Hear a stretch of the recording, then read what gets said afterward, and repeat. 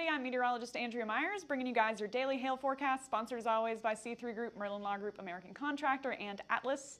They are linked, as always, in the description to this video, so go ahead and check them out there. So we've got some upcoming events to talk about, and then we're going into our top 10 severe weather events from 2022, starting at number 10. So go ahead and drop in the comments what you guys think number 10 is, as well as what number 1 is going to be later on. And then we're getting into our weather. We've got those severe storms out west. Those have been continuing for the past few days, not really letting up along the west coast, and it is expected to move east over the next few days. So it's possible that the south and the southeast could see yet another severe weather event later this week. So we're going to talk about the timing and impacts. But first, as usual, getting into our upcoming events, Hail Trace 4.0 is live now. You may have noticed some changes to your app and the website and everything, and that is because the update has dropped. So if you guys have any questions for us, you can call us at that number listed below, 855-334-4245. We'll be happy to answer those for you and get you guys walked through that new update. But it's really cool, got a lot of great features. So again, if you guys are thinking about signing up, now is the time to do that as we have 4.0 out. Then we are going to be at the SRC Summit, January 29th through the 31st. That one's in Dallas, Texas at the Embassy Suites Convention Center. So if you guys want to link up with us there at the SRC Summit, we're there. We also have the promo code HAIL that you guys can use to register for that. So looking forward to seeing you guys there. Now getting into our number 10 severe weather event. We actually had a few storms that went through all the way from the Central Plains into the Ohio Valley, and with that we got large hail, we got tornadoes, we got wind, the works with this system, and so it ended up doing quite a bit of damage on July 23rd. Winds up to 90 miles an hour, just barely missing La Crosse, Wisconsin, and up to 3-inch hail in southern Minnesota as well. So we got a few big cities that were hit by high winds: La Crosse, Green Bay, Dayton, Pittsburgh, all struck with severe winds. And then we also got hail in the Chicagoland area. So there wasn't one huge swath that necessarily did all the damage, but with all of these collectively, we did see $1.3 billion in losses from this day on July 23rd.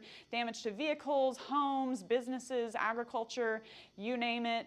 And so July 23rd rings in at our number 10 most damaging severe weather event of 2022. We'll talk about number 9 tomorrow.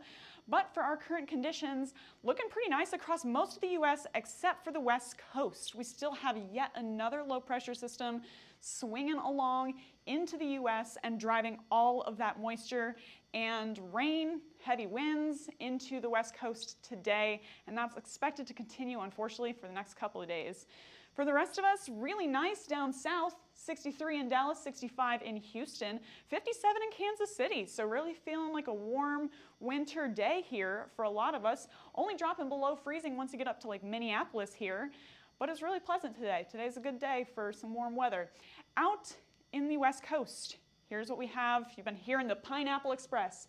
That's what you got there with all of that tropical moisture getting pulled up into California and just dropping a ton of rain, not really letting up and not expected to for the next couple of days. Now that is going to shift eastward. We're going to talk about our risk for later on towards the end of the show here, so stay tuned.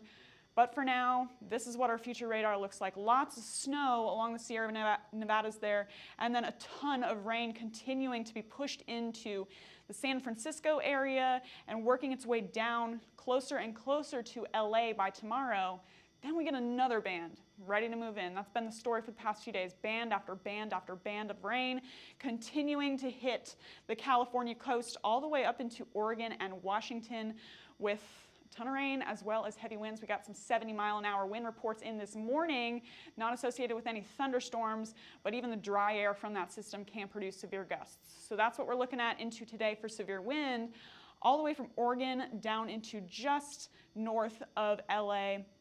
Could see some severe wind gusts into today, as well as a very low chance for some tornadoes with that system. So be on the lookout if you're on the west coast of California, Oregon. All of you guys have a low-end chance of seeing some severe gusts and maybe a spin-up storm or two.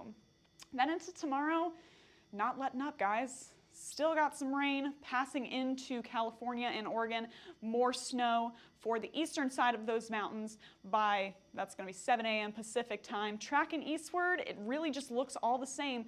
Only difference is now this system is starting to shift south into LA, so you guys may see some rain through the area by noon hour tomorrow for Southern California, continuing to track eastward. And then we'll see that system shift into the southern plains where things could get more intense in terms of coverage of severe storms. But for tomorrow, got that wind risk extended down through Santa Barbara, as well as LA. Another tornado chance for you guys with that storm system. We got some spin on it, so we could see a couple of storms produce tornadoes, but mostly going to be high winds and just a ton of rain for your Tuesday. So here's those 48-hour rainfall totals into Southern California today. Could see a few inches in Santa Barbara, as well as over an inch in LA and Fresno. Then into tomorrow, when we get that heavier band sweeping in, could get almost up to 5 inches in Santa Barbara, a couple inches in Santa Cruz and LA, as well as Oakland area, just a ton of California getting hit with that heavy rain. And then it's turning into snow over the mountains here, but our models aren't very good at picking that up sometimes. So that's gonna be mostly snow out east and a ton of rain out west for you. So here is our rain predictions for San Francisco specifically for the next few days here.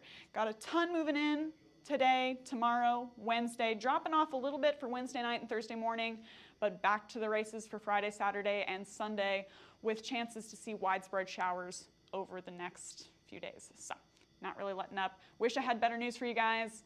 And now shifting into the southern plains, looks like it could be our turn to see the effects of that system. So here's what it's been looking at right now, continuing to drive all of that rain into California.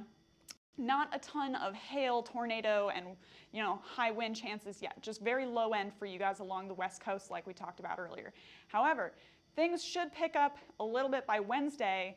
It's a beautiful day today. Heat, instability, all of that is building back in the southern plains before this trough tracks through into Wednesday overnight. Just dipping through the southern plains, and with a cold front expected to sweep across the southeast by Thursday, continuing to see a severe weather threat into late Thursday, and then it should move off the coast and you should be clear for your Friday. But again, that's going to bring some pretty intense severe storm activity to us in the south and the southern plains. So here's what that cold front looks like with that low pressure system. There it is by Thursday afternoon. Pretty strong, pretty apparent cold front here on our map there. And intense storms are possible along with that.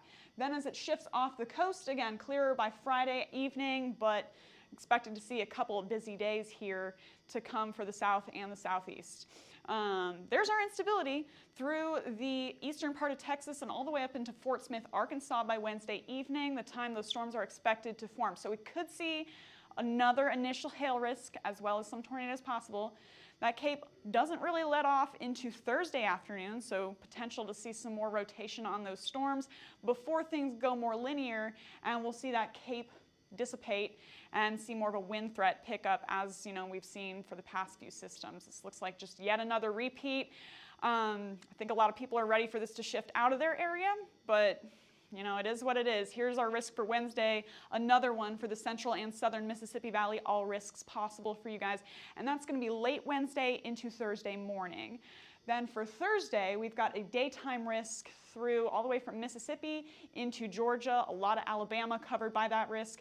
And once again, all risks possible in the morning and then shifting more towards a wind risk later in the day. So we'll have more to talk to you guys about on that tomorrow, and then obviously Wednesday, Thursday, we'll be covering it as well. So if you guys want to follow us, you can get us on YouTube, Facebook, Instagram, Twitter, and TikTok. Hit See First on Facebook so you never miss a live video, and smash that subscribe button everywhere else. And then if you guys want to get in contact with us, if you got any forecast questions, want to talk about our website or 4.0, you can call us at 855-334-4245. You can also email us at info@hailtrace.com or check out hailtrace.com for more details, and we'll keep you updated and advised as always. But for now, I'm meteorologist Andrea Myers. Thanks for watching.